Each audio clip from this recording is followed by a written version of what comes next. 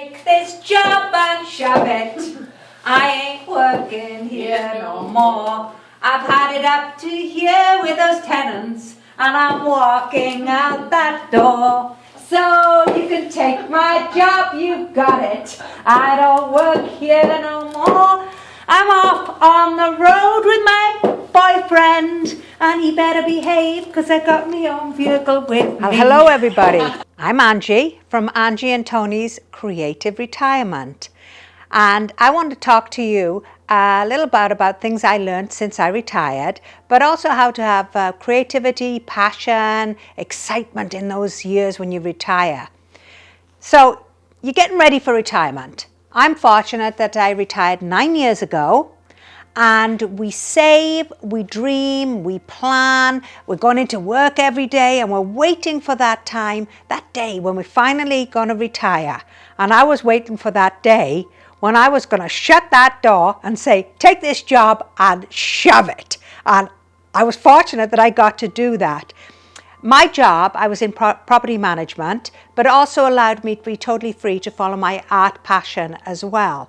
And I recognize as well that many people, when you do retire, there's all sorts of economic differences. Like if you're retiring with a big pension and money is not a problem, that's one way. I never had a pension with my job, so I had to save for my retirement, and finally that day came. Now we're ready for retirement. So Tony and I had a motorhome. Actually, Tony had been buying motorhomes and selling them, importing them, exporting them to Canada, and we would live in it for the winter, and then we'd sell it, get our money back and do the same thing again. And maybe that's a video for a whole nother time, okay, that we have. But so we took a motorhome, over the States we go, and now, woo, whoop-de-doo, I'm finally retired, right? Oh, happy hour time. We had our bikes on the back, we'd take our bikes off, and off we would go, and we'd call it biking for beers. We'd find ourselves in a funky little bar, we'd have a few beers, maybe have the nachos, you know, you're on holiday, you're thinking. And then we come back to the motorhome. Oh, this is lovely. And most people who come from Canada go down the States and find out very quickly that wine is cheaper. So we pull in, you know, buy a wine, go there, crack open a bottle. And we're doing this on a daily basis. And after about 3 or 4 weeks of doing this, I looked at Tony and I said, we are not going to survive if we do this on retirement. And I realized that number one, the most important thing to recognize in retirement is that it's a lifestyle now, not a vacation. Very important, right? You have got to find out and have a plan for how your life is going to be, and don't think it's a permanent vacation. And most people, when they start off, yeah, they think they're on holiday. Yeah, you're going to enjoy life, but this is now your lifestyle. The second thing I realized, we also needed structure. So you have gone into work every day for your 30, 40 years, whatever you did, and that was your routine. You got up, the alarm went off, into work you go, you're following this structure. So now you are in your home and you're finding you're floundering. What I do today. The first, I mean, you've had the holiday, you're on that lifestyle, you're enjoying it, but now you're in your regular environment, and how are you going to make that meaningful and get through this? So the first year, finding the structure. So for me, what I did, I was fortunate to have my art, and I was going to follow it, and I had many projects relating to that, but I did need that structure, so I started volunteering. So I volunteered at the food bank, I volunteered at some art projects that, using my skills that I had, that I knew on a Tuesday I had to go here on a Wednesday, and it gave me that sort of structure. So recently I was volunteering at an art event, and I recognized somebody who was down there, and we were setting up tents and doing this, and him and I were working together. And I thought, I know you from somewhere. Well, he happened to be a doctor that I'd crossed paths with in the hospital many years ago. And he had now retired, and he was doing something completely different, volunteering in the arts. So he was getting to know different people. He was getting to do something different and getting a structure in his life as well. Now, I mean, probably if you're a tax accountant, you probably, or maybe you do, in April when the taxes are due in our country, you probably don't want to get involved in the stress of doing what you've done for 40 years.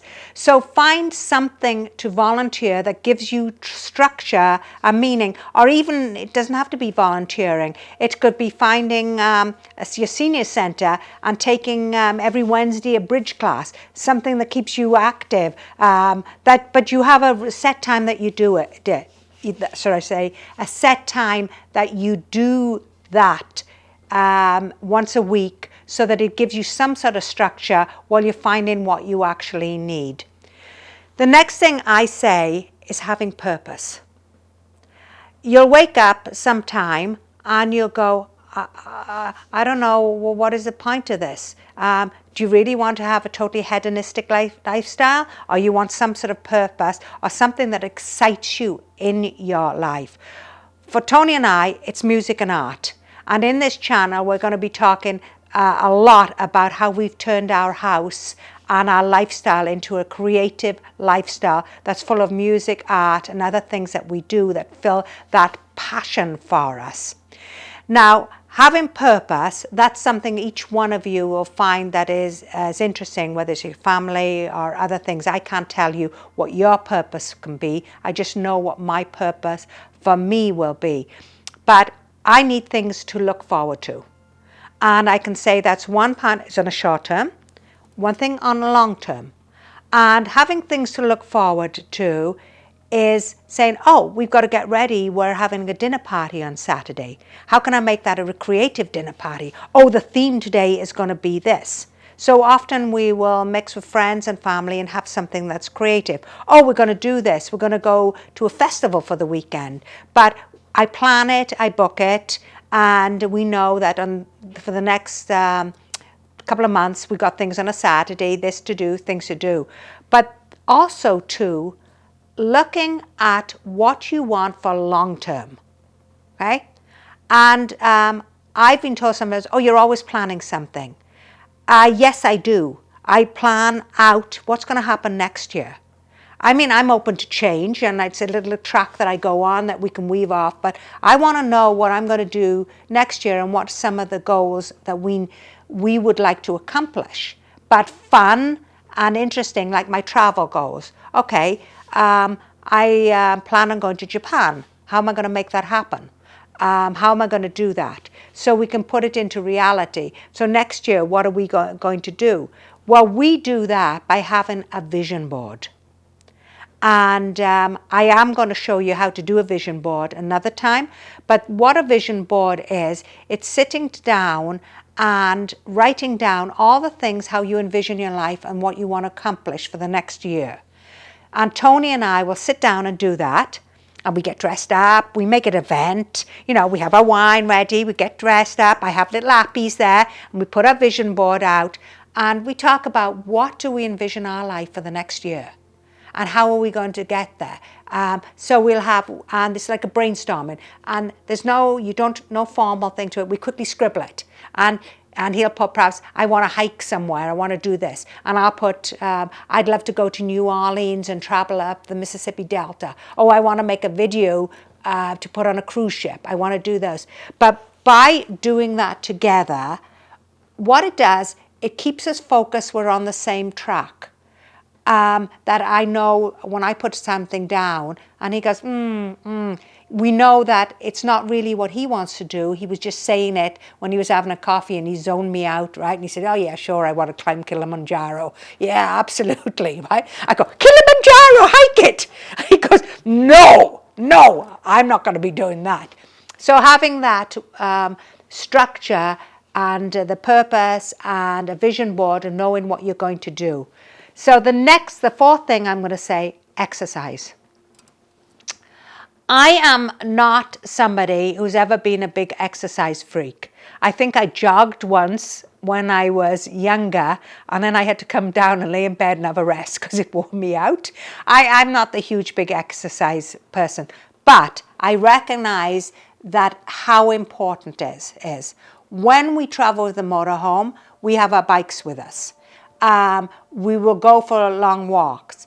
But at home, sometimes it's harder because it's easier to flip on the YouTube, get lost down the tunnel, you know, looking at all these different things. It's easy to do this.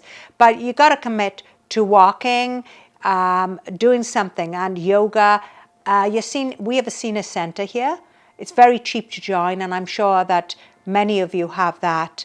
And I'm surprised, right, how many how active these seniors are. Well, I'm a senior now. Look at the hair; it's all grey. It's cheap to join. I can do racquetball, not racquetball, sorry, I've started pickleball, I'm learning. Walking, biking. I have an electric bike now because I can no longer get up those big hills, but I do something that I really enjoy, some form of exercise daily, because we are seniors here and we need to keep those bones moving, and it's so important. Commit yourself to half an hour, 5 times a week, whether it's a walk, something, because that will keep you in a nice, healthy retirement to do all those things that you love to do in that retirement. Now, number 5. Okay, this is a tough one. I spoke earlier in this video a little bit about us all being economically different. And I think it'd be wonderful if you retired. I'd be happy if I retired with $100,000 a year pension. I didn't. I had to work to get what I needed and saving. So every month I would save. And I'm not a financial expert, and I'm not going to pretend I am, and I'm not going to talk about that. But what I found was the hardest thing. For all these years, I've been saving. Okay, I had been frugal. I had followed that the book, The Millionaire Next Door. I remember going for a coffee, and my girlfriend, I said, "Oh, I'll buy you a coffee too, right?" Well, we were in Starbucks, which I don't always go to. I mean, it's not my thing. But so we got there, and she had a double latte something, whatever, and it had this. Can you upsell you? Can you have that? Ooh, I was confused by the time I got away from there. You know. But anyway, my coffee was a basic black coffee. And my bill came to like $12. And I went, 2 coffees? Well, she'd had this, a latte, this, she'd added 2 of that. Well, they talk about it in this book was the million, I can't remember what the name is of it, but that fact that you spend $15 a day spending on coffee when you could be, you're saving as such, right? Anyway, enough about that, but I had always been, had to be frugal for my retirement so that I could retire. But now, what happened, okay? I've hit hit 60, I took an early government pension, and I had my savings. And I had my teaching of my art, which I was still doing, but I was limited. I didn't have my other job, which was feeding me, allowing me to survive. So now I had to go into my savings. The hardest thing that I had to do was spend money. You had to learn that this you put for your retirement, and it's there for you to spend.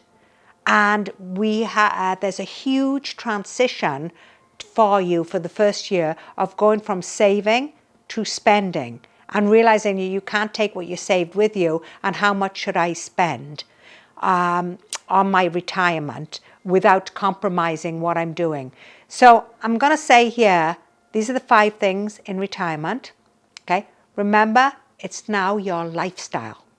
It's no longer your vacation. Find some structure for your life. Find a purpose. Exercise and keep fit so you can enjoy those years longer, and learn how to spend your money. And most of all, have fun doing it, and find whatever makes you happy and excited in those years as you retire. You've earned it.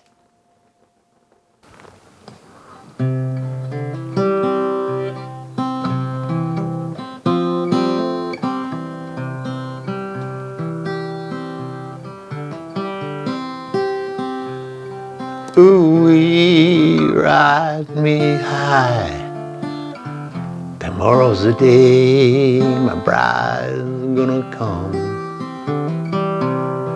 Oh no, we gonna fly down in my easy chair. Oh, Tony, you look really comfortable in your easy chair, just playing your guitar, not a care in the world now that you're retired. Have you got any words for us on retirement? How you feel about retirement? Well, you know, retirement to me is really not that different than my working years. Because when I worked, I did interesting things. I did many things in my working years, but they were all things that I had to do. They were all had tos. I had to be here, I had to be there, I had to save this, I had to do that. But when I retired, now that had to changed to want to. That's the difference for me. That's it. Because now I want to do many, many things, and I've done many, many things, and I want to continue to do more. That's it. So that sounds like a pretty good retirement to me, doing what you want to do. And now Tony and I, in our retirement, we're doing what we want to do, following our passion in retirement, keeping our music and our art alive, and most of all, the big thing, having fun. So if you want to hear more from us... What was that? Again, I missed that. Having fun. And if you want to hear more from us, so the most important thing in retirement is to have fun, follow your passion, enjoy it. So if you enjoyed this video, press subscribe, but also press the notification button, because then we can tell you more of our exciting things that we do with our art and our music and our lifestyle in retirement. So press that subscribe button. We'll talk to you again soon. Ride that broom. Yeah, ride that broom, exactly. Ride that broom. Wrong way. Okay. The other way. Farewell, farewell. I'm walking out the door. I'm unemployed. I think I will sleep in forevermore. Okay. Good.